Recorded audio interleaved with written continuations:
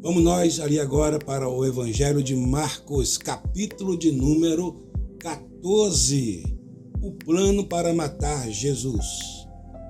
Faltava 2 dias para a festa da Páscoa e a festa dos pães sem fermento. Os chefes dos sacerdotes e os mestres da lei procuravam jeito de prender Jesus em segredo e matá-lo. Eles diziam: não vamos fazer isso durante a festa, para não haver uma revolta no meio do povo. Jesus em Betânia. Jesus estava no povoado de Betânia, sentado à mesa da casa de Simão, o leproso. Então uma mulher chegou com um frasco feito de alabastro, cheio de perfume de nardo puro, muito caro. Ela quebrou o gargalho do frasco, derramou o perfume na cabeça de Jesus. Alguns estavam ali, ficaram zangados e disseram uns aos outros: que desperdício! Esse perfume poderia ter sido vendido por mais de 300 moedas de prata, que poderia ser dado aos pobres. Eles criticavam a mulher com dureza, mas Jesus disse: deixe essa mulher em paz, porque a que vocês estão aborrecendo, ela fez para mim uma coisa muito boa, pois os pobres estão sempre com vocês, e em qualquer ocasião que vocês quiserem, poderão ajudá-los, mas eu não estarei sempre com vocês. Ela fez tudo o que pôde, pois antes de minha morte veio o perfume do meu corpo para o meu sepultamento. Eu afirmo a vocês que isto é verdade. Em qualquer lugar do mundo onde o Evangelho for anunciado, será contado o que ela fez e ela será lembrada. Judas traz Jesus. Judas Iscariotes, que era um dos 12 discípulos, foi falar com os chefes dos sacerdotes para combinar como entregaria Jesus a eles.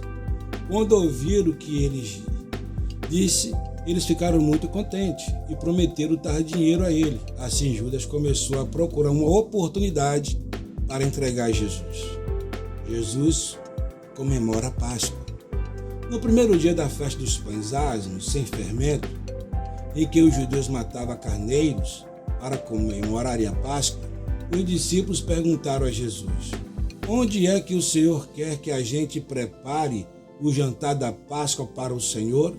Então Jesus enviou 2 discípulos com a seguinte ordem: vão até a cidade, lá irá se encontrar com vocês um homem que estará carregado um pote de água.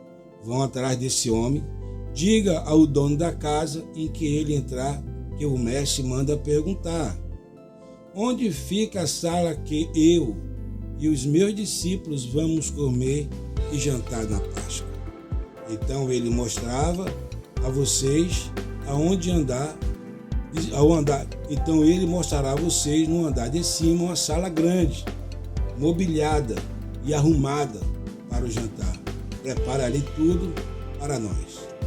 Os 2 discípulos foram até a cidade e contaram tudo como Jesus tinha dito. Então prepararam o jantar da Páscoa. Quando anoiteceu, Jesus chegou com os 12 discípulos, enquanto estava à mesa no meio do jantar, e ele disse: eu afirmo a vocês que isto é verdade. Um de vocês que estão comendo comigo vai me trair. Eles ficaram tristes e um por um começaram a perguntar: o Senhor não está achando que sou eu? Está? Jesus respondeu: é um de vocês, e o que está comendo no mesmo prato que eu, pois o Filho do Homem vai morrer de maneira como diz a Escritura Sagrada. Mas ai daquele que está traindo o Filho do Homem, seria melhor para ele nunca ter nascido. Meu Deus. A ceia do Senhor. Enquanto estava comendo, Jesus pegou o pão, deu graças a Deus, depois partiu o pão e o deu aos seus discípulos. Peguem, isto é o meu corpo. Em seguida, pegou o cálice de vinho, agradeceu a Deus, depois passou o cálice aos discípulos e todos beberam do vinho. Então Jesus disse: isto é o meu sangue que é derramado em favor de muitos. O sangue que garante a aliança feita por Deus com o seu povo. Eu afirmo a vocês que isto é verdade. Nunca mais beberei deste vinho até o dia em que beber com vocês um vinho novo no reino de Deus. Então eles cantaram canções de louvor e foram para o Monte das Oliveiras. Jesus avisa Pedro. Jesus disse ao discípulo: todos vocês vão fugir e me abandonar, pois as Escrituras Sagradas dizem: matarei o pastor e as ovelhas serão espalhadas. Mas depois que eu for ressuscitado, irei adiante de vocês para a Galiléia. Então Pedro disse a Jesus: eu nunca abandonarei o Senhor, mesmo que todos abandonem. Mas Jesus lhe disse: eu afirmo a você que isto é verdade. Nesta mesma noite, antes que o galo cante 2 vezes, você dirás 3 vezes que não me conhece. Mas Pedro repetia com insistência: eu nunca vou dizer que não conheço, mesmo que eu tenha de morrer com o Senhor.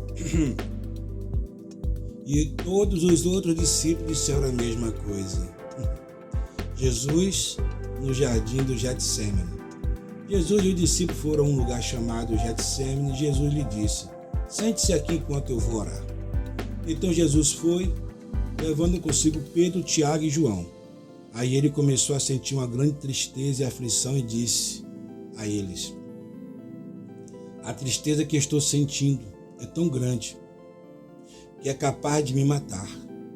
Fique aqui vigiando. Ele foi um pouco mais adiante, ajoelhou-se, encostou o rosto no chão e pediu a Deus que, se possível, afastasse dele aquela hora do sofrimento. Ele orava assim: Pai meu, Pai, Tu podes fazer todas as coisas.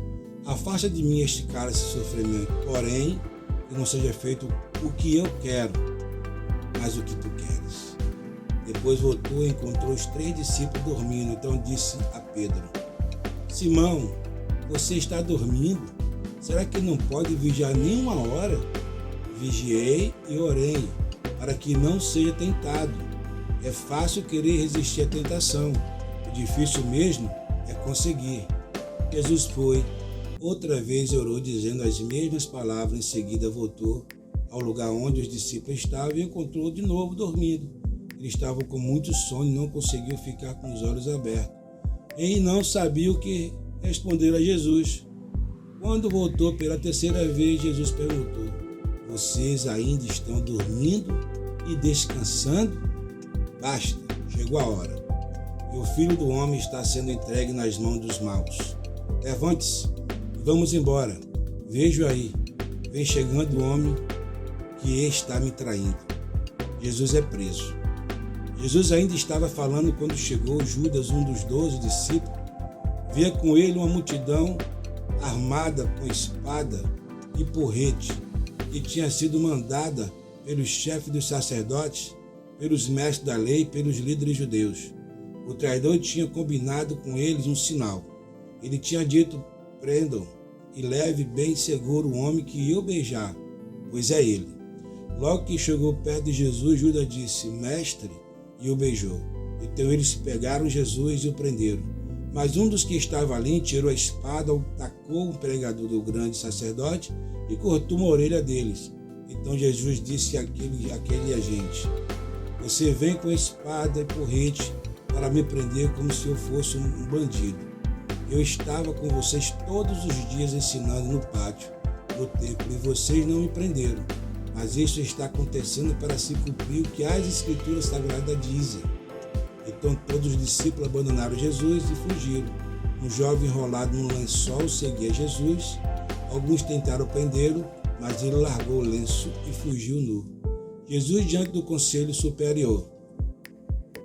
Em seguida levaram Jesus até a casa do grande sacerdote, onde estava reunido o chefe do sacerdote, alguns líderes dos judeus e alguns mestres da lei. Pedro seguia Jesus de longe. Entrou no pátio da casa do grande sacerdote. Ele sentou-se perto do fogo com os guardas para se esquentar. O chefe do sacerdote e todos os conselhos superiores estavam procurando encontrar alguma acusação contra Jesus, a fim de o condená-lo à morte. Mas não conseguiu nada. Muitos diziam mentiras contra ele e a sua história não combinava com as outras. Alguns se levantaram e acusaram Jesus com mentira, e eles diziam: nós ouvimos quando ele disse: vou destruir este templo que foi construído por esses seres humanos em 3 dias. Levantarei outro e não será construído por seres humanos. Mesmo assim, a sua história não combinava uma com as outras. Aí o grande sacerdote se levantou no meio de todos e perguntou a Jesus: você não vai defender dessas acusações? Mas Jesus ficou calado e não respondeu nada. Então o grande sacerdote tornou a perguntar: você é o Messias, o Filho do Deus bendito?